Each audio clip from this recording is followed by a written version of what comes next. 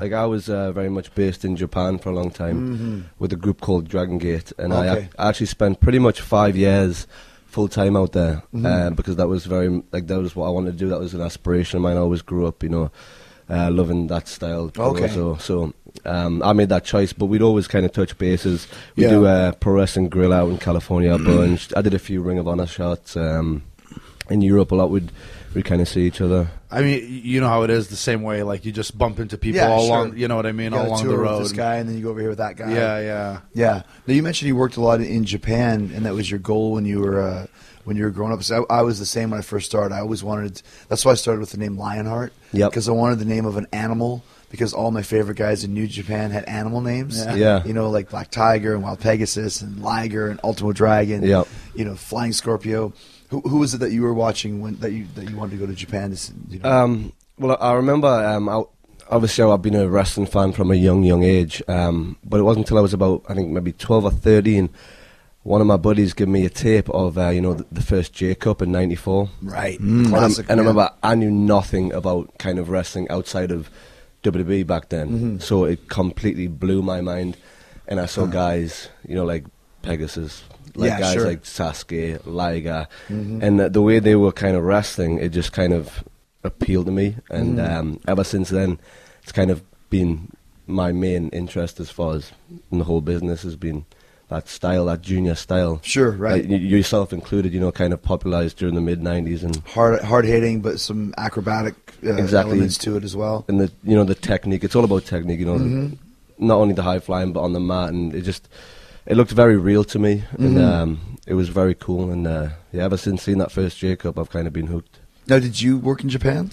I did. We worked together in Japan, Dragon Gate, for a few years, but I also worked for another company out there that called DDT, and they're a little more off the wall. And actually, I felt that was a bit later in my career, shortly before I signed here, and I loved working there so much. In DDT? Yeah, because the thing about that is I felt it really tested me as a professional in the sense of, like, one night, you might be wrestling a blow-up doll, and then the next night you might be doing, like, a main event at Cork and Hall, and then the next night, I'm wrestling the boss in, like, this Falls Count Anywhere match, and one time I wrestled in literally a campsite, no ring, just throughout the campsite.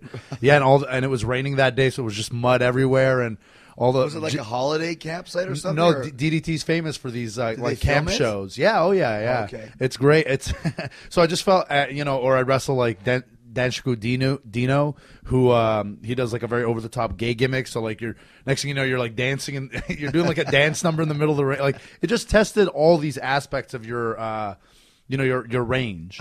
So I really appreciated that. But did you really work a blow up doll?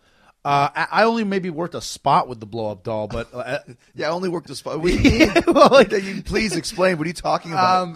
What did I even do with the doll? Well, first of all, why is there a match with a blow-up doll? The blow-up doll was the champion at one point. Yeah. That's a thing out there. You need to check out the match Kenny Omega had with the doll. And Ibushi as well. Yeah, those were like genuinely very good matches. Ibushi, and this is where I credit him to being an unbelievable wrestler. I watched this match, and he structured it in the sense of like this 5-star masterpiece, like epic battle. And by the end of it's about 25 minutes long, so he went 25 minutes with a doll. Think about that. Oh my God, by itself. Yep. But the thing that I think is unbelievable is by the end of the match, you forget it's a doll. Like you're actually like engrossed in the big near falls and stuff. It's amazing. It's the old standard, like so and so can wrestle broomstick. Yeah, you can have a match with a blow up doll. Yoshihiko was her name. Oh, she actually had a name. So she was the champion for a while. I think it was the doll was the champion. It beat. I'm pretty sure it went over on Ibushi in that match.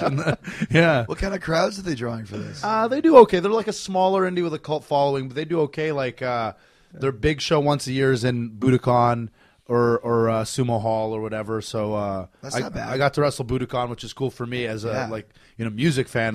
Cheap Trick. Yeah, Cheap Trick live at Budokan. Bob Dylan, like Ozzy. I actually saw Bryan Adams out there. Really? Yeah, just happenstance. I was out there and nice word. Yeah, right. Bryan Adams happened to be playing, so we went to see him at Budokan. Yeah, it was pretty good. He's great. Oh, yeah. I think we were talking about it the other day, like Tom Petty, the sense right, of, yeah. You know how you don't even realize it, but you'd know like 30 how of his songs he has. Bryan Adams the same way. I was like, oh man, he's like there's another. He's just churning them out. He's like the Canadian Springsteen or Tom Petty. Kinda. So many tunes, just a normal guy. Yeah. I always used to love that. Like I spent a lot of time in Japan too, and if I ever had a couple nights off, see who's in town and then Yeah. go watch them.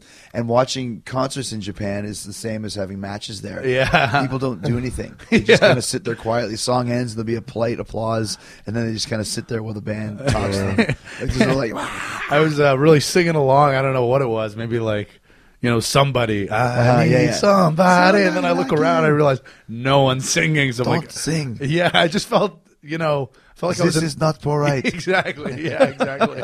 I felt like I was being a burden to those around me, so I stopped. No, you mentioned Kenny Omega. I saw him have a match against a little kid. Awesome. Was that in DDT also? Actually, I think that was for a company called Ice Ribbon.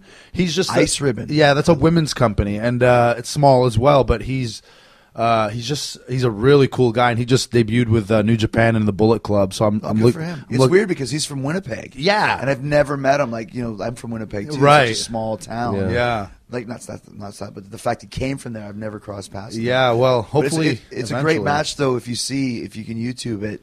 Of him working, I think she was a 9-year-old girl or something. Yep. Or, Yeah. like I don't even know how Haruka. that came about, but it was really good. I think Unbelievable. was she the owner's daughter or something like that? No, I think she was just some kid. She was.